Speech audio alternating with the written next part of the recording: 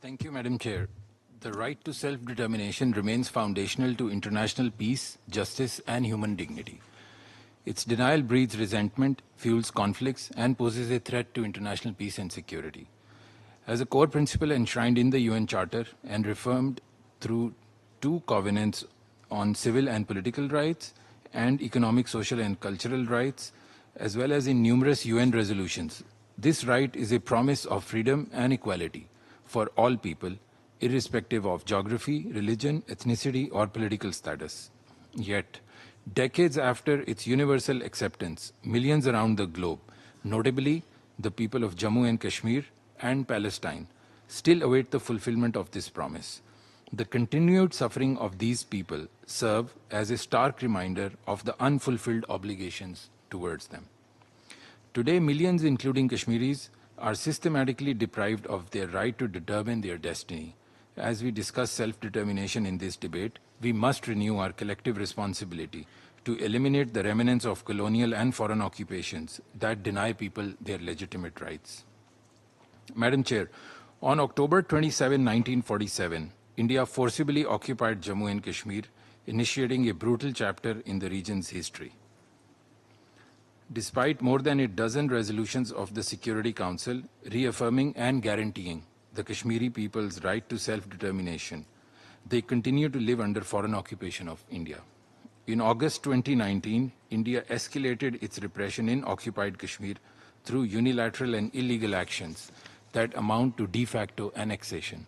These actions blatantly violate international law and UN Security Council resolutions. Since August 2019, occupied Kashmir has witnessed a rise in heinous human rights abuses, including extrajudicial killings, torture, denial of civil liberties, enforced disappearances, and collective punishments. India has intensified its attempts aimed at demographic engineering, aiming to alter the social fabric of the occupied territory and erase its indigenous character by granting more than 4 million domicile certificates to people to settle from outside occupied Kashmir. Madam Chair, the evidence of these atrocities is well documented by the Office of the UN High Commissioner for Human Rights, as well as numerous human rights organizations and global media. The OHCHR reports, alongside statements from the UN High Commissioner and communications from special procedures, confirm the severity and systemic nature of human rights violations in occupied Kashmir. These reports catalogue the plight of a people held captive in their homeland, confronting violence as they seek not only the right to exist, but also seek freedom and dignity. Yet, amid these calls for justice, India continues to evade accountability. This impunity not only undermines the human rights framework, but also poses a significant threat to international peace and security. A world that disregards such violations jeopardizes the collective ideals we stand for.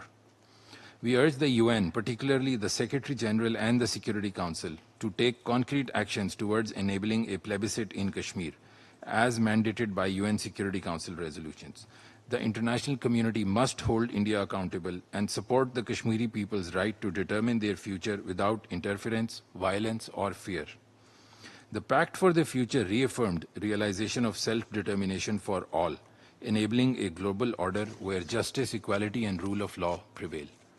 The international community must renew its commitment to protect the right to self-determination as enshrined in international covenants, particularly in situations where it is systematically denied through repression, military occupation, and denial of basic freedoms. Pakistan urges all member states to renew their commitment to upholding this right, ensuring that people are enabled to live in peace, dignity, and freedom. I thank you.